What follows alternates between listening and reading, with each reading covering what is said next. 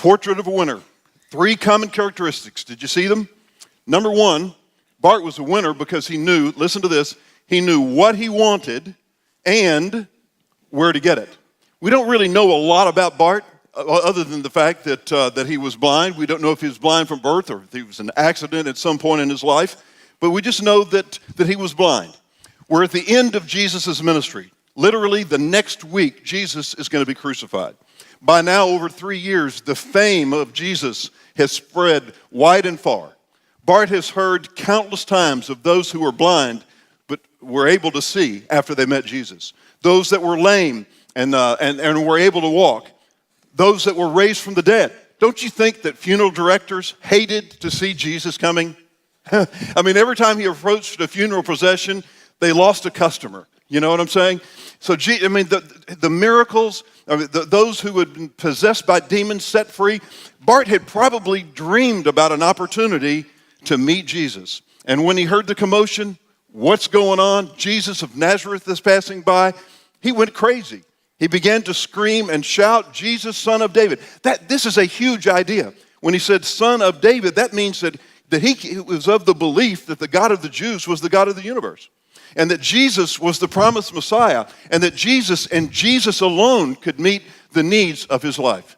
Ladies and gentlemen, I want you to know that not only was Bart true in speaking of himself, he was speaking of you and me. Jesus Christ and Jesus Christ alone can meet the deep needs in this room. One of the things that Sam challenged me to do when I was 18 years old, he said, Jerry, I'm challenging you right now to start every day alone with God, and during your time alone with God, be sensitive, ask God to help you be sensitive to at least one divine appointment, one opportunity sometime during that day to sow the seeds of the gospel into someone else's life.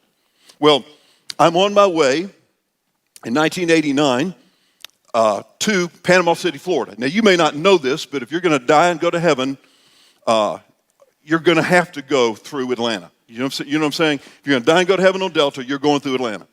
So I land in Atlanta, and I get on a little puddle jumper, and I'm on my way down to Panama City, Florida. And sitting next to me on that plane was a very rich dude. I mean, this guy had on a $3,000 suit, $4,000 pair of shoes. He had on at least $45,000 worth of jewelry. And I am a little bit intimidated, but I hadn't had my divine appointment, and he was it. And so I struck up a conversation. We had a lot in common. Great talk. About 30 minutes in, I asked him, do you think much about spiritual things? Well, he very quickly told me that he was in love with Jesus and that he had a very vibrant relationship with Christ. He asked me what I did, and I was going to First Baptist Church in Panama City that week to do a crusade, and I was going to be doing my Winning Choices program in about 15 schools. And he got excited about that.